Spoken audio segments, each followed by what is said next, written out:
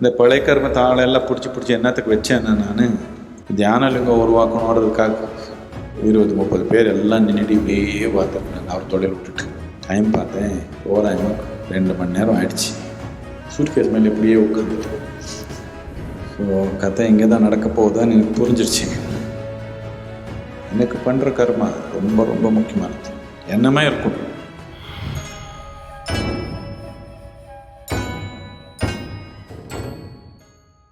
அன்பான சத்குரு, உங்களுக்கும் எனக்கும் உள்ள தொடர்புக்கு கர்ம வினையே காரணமா? பூபதி, ஆத்தூர்.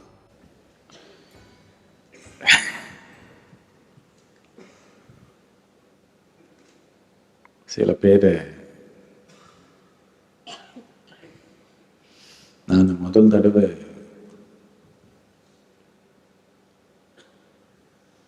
கோயம்புத்தூர் வந்தேன். 87 87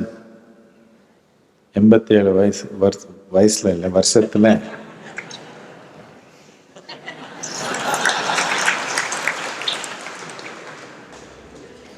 அந்த 87 வருஷத்தில் நான் முதல் தடவை கோயம்புத்தூர் வந்தேன். திருவள்ளூர் பஸ் ஸ்டாண்டில் இறக்கிட்டாங்க. காலையில் 4 மணிக்கோ 4:15 மணிக்கு இறக்கிட்டாங்க. நான் இறங்கிட்டு இப்படி வெளியே வந்தேன். கர்நாடகத்தில் பெங்களூர் சிட்டியில் இறங்கினாலும் இப்போ கொஞ்சம் மாறிடுச்சு. அப்போ எல்லாமே பெங்களூர் சிட்டியில் இறங்கினாலும் 6:30 மணிக்கு இறங்கினாலும் ஒரு ஆள் இருக்க மாட்டாங்க, எல்லாம் தூக்கத்தில் இருப்பாங்க. எல்லாம் 7 மணிக்கு அப்புறம் தான் கொஞ்சம் உயிரோட்டமாக நடக்கும். அது வரைக்கும் யாரும் வெளியே வர மாட்டாங்க, பனியாக இருக்கும். அப்படி இருக்கும் அப்போ எல்லாமே. இங்கே பார்த்தா 4:15 மணிக்கு வந்து எல்லாம் அப்போவே எல்லாம் பேக்கரி எல்லாம் ஓப்பனாக இருக்குது, எல்லாம் ஆட்டோ ரிக்ஷா எல்லாம் ஓடுறாங்க, என்னவோ பண்ணிக்கிறாங்க. நான் பார்த்தேன், தூக்கம் வரல தமிழ்நாட்டில் மக்களுக்கு நினச்சி வெளியே வந்து கையில் ஒரு சூட் கேஸ் இருந்து அங்கே வச்சுட்டு அது மேலே உட்காந்தேன். இப்படி உட்காந்து சும்மா இப்படி பார்த்தேன். அதுக்கப்புறம் அடுத்தது எனக்கு என்ன தெரியும்னு, தோராயமாக 6:30 மணிக்கு சுத்தம் இந்த ஆட்டோ ரிக்ஷா டிரைவர் எல்லாம் நின்றுட்டாங்க. ஒரு 20-30 பேர் எல்லாம் நின்றுட்டு இப்படியே பார்த்துருக்காங்க. அவர் தொழில் விட்டுட்டு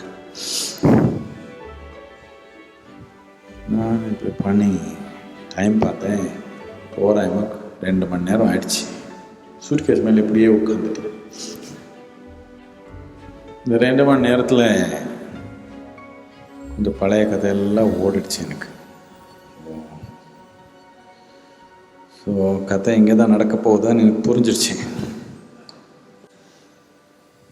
நான் ஏதோ ஒரு இது முடிச்சிட்டிங்க, ஏதோ ஒரு சின்ன ஒரு ப்ரோக்ராம் மாதிரி முடிச்சுட்டு போயிட்டேன் நான். அதுக்கப்புறம் 2 வருஷம் நான் வரல, 1.5 வருஷம் வரல. அடுத்தது 89 தான் வந்தேன். இந்த 1.5 வருஷம் நான் எல்லா இடத்துல தோராயமாக டீச்சிங் நிறுத்திட்டேன். அப்போ ஹைதராபாத்தில், பெங்களூரில் எல்லாம் நடந்தது. அது எல்லாம் நிறுத்திட்டேன். நான் போய் என் தோட்டத்தில் உட்காந்துட்டேன். ஜென்ரலாக உட்காந்துட்டு கொஞ்சம் இங்கெல்லாம் இருந்தாங்க, நம்ம ஆள் அங்கே எங்கே பெருக்க வச்சுருந்தாங்க எல்லாமே. அவரெல்லாம் கொஞ்சம் தூண்ட ஆரம்பிச்சிட்டேன் உட்காந்து. கொஞ்சம் அவரெல்லாம் கொஞ்சம் தூண்டின அப்புறம் 89 நான் வந்தேன் முதலாவது கிளாஸுக்கு. அதுக்கப்புறம் தான் தொடர்ந்து வர ஆரம்பித்தது. அங்கே எல்லாம் ப்ரோக்ராம் நிறுத்திட்டேன், வெளியே எல்லாமே பண்ணுறது. சரி, இப்படி சில பேர் தப்பிச்சுக்க முடியல. பழைய ஆள் என்ன பண்ணுறது, பழைய கர்மா. அவர் கொஞ்சம் இந்த பழைய கர்மா இருக்கிறதுனால அவர் என்ன பண்ணாலும் கொஞ்சம் அப்படி இப்படி பண்ணி கொஞ்சம் புது கர்மா. அவருக்கு பழைய சாப்பாடு நல்லா இருக்குது. அவருக்கு எப்போ பழைய சாப்பாடு நல்லா இருக்குதோ எனக்கு சமைக்கணும்னு கொஞ்சம் நோக்கம் வராது அவருக்கு, இல்லையா? நேற்று சமைச்சது இங்கே நல்லா இருந்த வீட்டில் இன்னைக்கு திருப்பி புதுசாக சமைச்சு சாப்பிடணும்னு கொஞ்சம் நோக்கம் வராது அவர். கொஞ்சம் நாம் தூண்டணும், இல்லைன்னா அவர் இன்றைக்கி சமைக்க மாட்டாங்க, பழைய சாப்பாடு சாப்பிட்டே இருப்பாங்க. அவர் எல்லாம் பழைய சாப்பாடு சாப்பிட்டா பத்தாது, புதுசாக எனக்கு சமைச்சுக்கணும்னு புரிய வைக்கிறதுக்கு கொஞ்சம் 1 வருஷம் 1.5 வருஷம் ஆயிடுச்சு. அதுக்கப்புறம் தான் இங்கே வந்தேன் நான். இங்கே வந்தோட ஒன்று எல்லாம் வர ஆரம்பிச்சிட்டாங்க அவர் எல்லாமே. அது வேறு விஷயம். பழைய கர்மா எதே இருந்தாலும் சரி, எனக்கு பண்ணுற கர்மா ரொம்ப ரொம்ப முக்கியமானது. என்னமே இருக்கட்டும், நேற்று கதை இன்னைக்கு பண்ணுற கதை முக்கியமா இல்லையா? உங்கள் தோட்டம் வளர்த்துருக்கீங்கன்னு வச்சுக்கோங்க. 20 வருஷத்துல இதை நல்லா பார்த்தீங்க, நல்லா தென்னை மரம் வந்துடுச்சு. இன்னும் என்ன 20 வருஷம் நல்லா பார்த்தனே சொல்லி இன்னிலேருந்து விட்டீங்க பார்க்குறது. 20 வருஷத்துலேருந்து நல்லா பார்த்ததுனால அடுத்த ஒரு 6 மாதம் ஒன்றும் பிரச்சனையே இல்லாமல் தேங்காய் வந்தே இருக்கும்.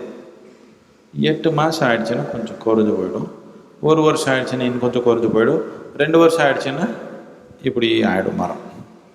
4 வருஷம் ஆயிடுச்சுன்னா தோட்டமே இல்லாமல் போயிடும். அப்படி தானே?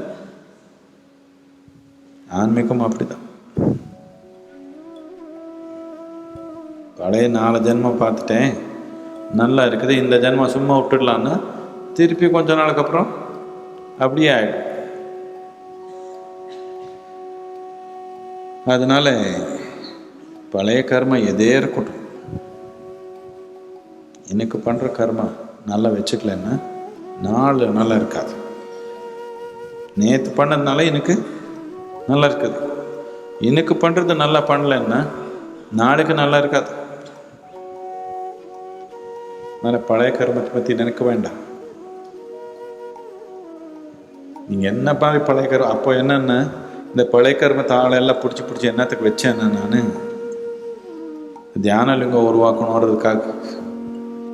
இப்போ அப்படி ஒன்றும் உருவாக்கணும் தேவையில்லை. இப்போ நமக்கு இன்னைக்கு நல்ல கர்மம் பண்ணுறவங்க யாரோ அவர் மட்டும்தான். பழைய கர்மத்தை ஆள் வச்சு இப்போ என்ன பண்ணிக்கிறது?